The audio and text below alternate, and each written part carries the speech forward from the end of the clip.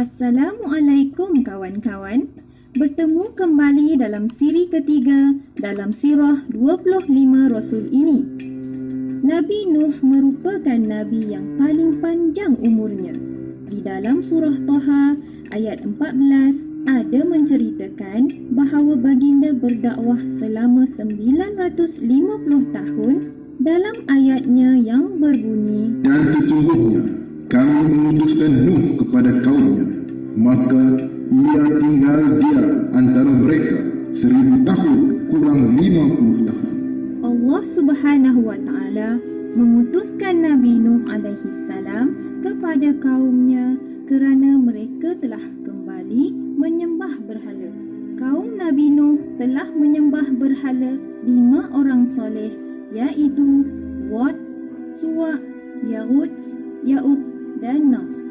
Pada awal pembinaan berhala itu, mereka tidak menyembahnya sehinggalah pengikut orang soleh tadi meninggal dunia dan berganti dengan generasi baru.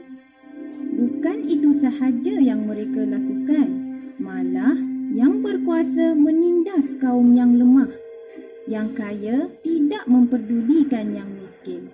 Nilai-nilai rohani yang telah diajar oleh Nabi Adam alaihissalam dan Nabi Idris alaihissalam tidak lagi menjadi amalan. Mereka juga suka bermusuh-musuhan sesama sendiri. Tetapi hanya segelintir sahaja yang mahu beriman. Yang lain masih terus berdegil dan menghina Nabi Nuh serta para pengikutnya. Peristiwa ini ada diceritakan dalam surah Hud ayat 25. Sesungguhnya aku adalah pemberi peringatan yang nyata bagi kamu, agar kamu tidak menyembah selain Allah.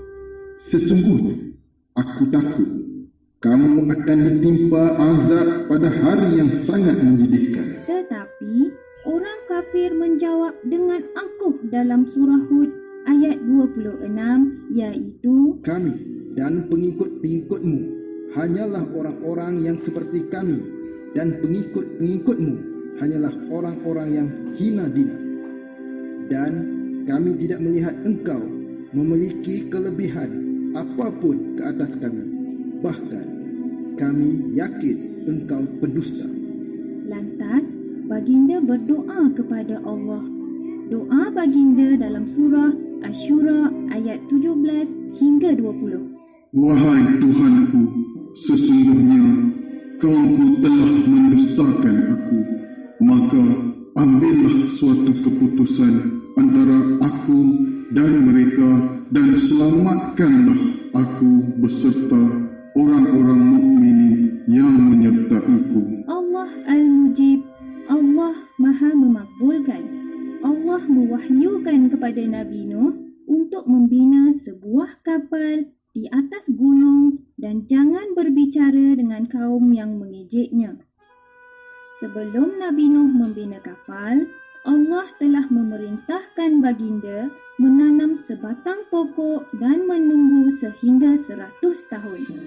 100 tahun kemudian, baginda dan pengikutnya menebang dan membina sebuah kapal.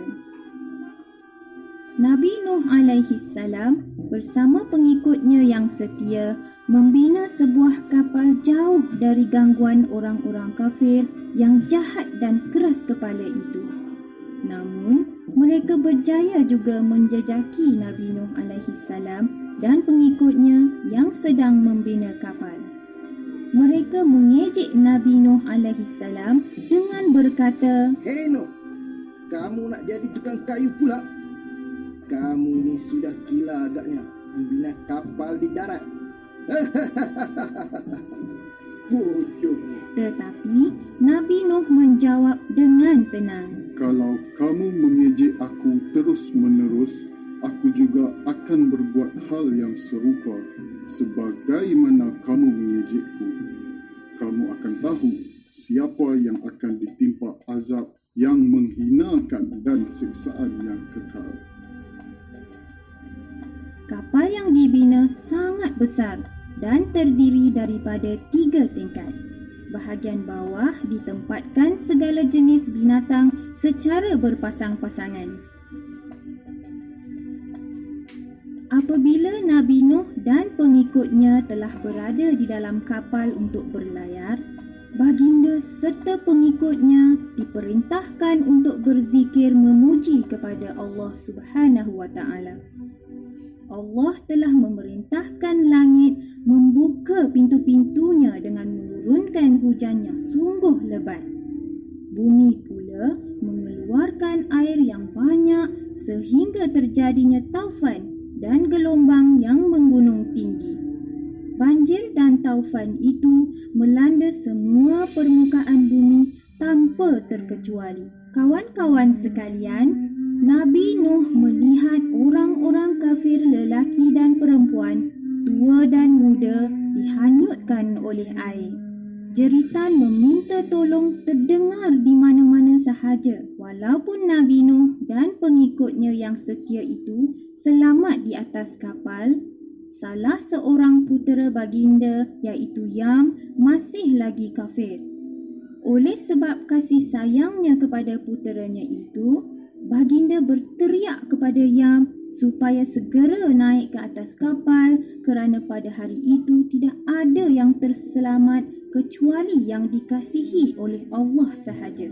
Tetapi Yam sangat degil dan berkata, Aku akan mencari pelindungan di gunung yang dapat memeliharaku dari air bah. Walaupun Yam berjaya naik ke puncak gunung, dia tetap tenggelam dan mati lemas kerana puncak gunung itu juga ditenggelami air.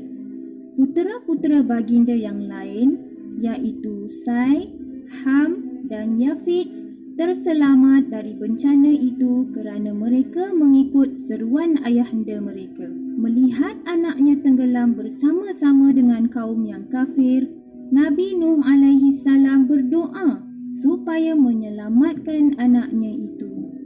Doanya ialah, Tuhanku, bukankah engkau telah berjanji kepadaku akan menyelamatkan keluargaku bersama-sama denganku, tetapi dia termasuk golongan mereka yang tenggelam. Kemudian Allah menjawab, Dia bukan termasuk keluargamu. Dia tidak termasuk dalam kelompok orang-orang yang aku janjikan untuk memperoleh keselamatan. apabila Allah telah memusnahkan semua manusia-manusia musyrik, maka Allah bertitah kepada bumi supaya menelan kembali airnya. Begitu juga dengan langit.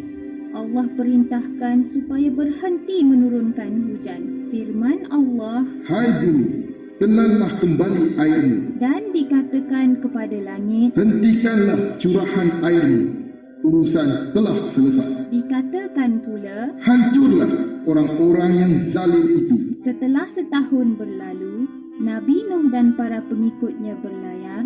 Berlabuhlah kapal tersebut di puncak sebuah bukit yang bernama Bukit Judi. Baginda mengutuskan seekor burung merpati untuk meninjau keadaan di luar kapal. Burung itu pulang kepada Nabi Nuh dengan membawa selembar daun zaitun. Maka tahulah baginda air telah surut. Masuk pada tahun kedua, baginda membuka penutup kapal. Lalu jelas kelihatan permukaan bumi. Kemudian Nabi Nuh menerima wahyu dari Allah Subhanahu wa taala.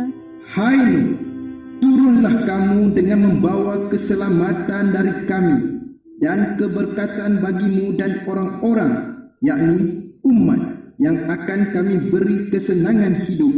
Kemudian mereka akan kami siksa dengan siksaan yang pedih. Kawan-kawan sekalian, berdasarkan sirah Nabi Nuh tadi, kita dapat mempelajari beberapa perkara penting seperti berikut. Iman tidak dapat diwarisi.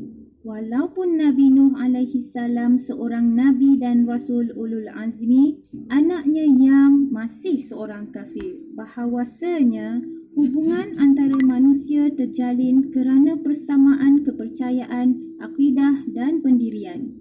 Ia adalah lebih erat daripada ikatan darah. Walaupun Nabi Nuh alaihi salam berdoa kepada Allah supaya menyelamatkan anaknya yang kafir itu, Allah tidak menerima doanya kerana anaknya tergolong dalam golongan yang ingkar pada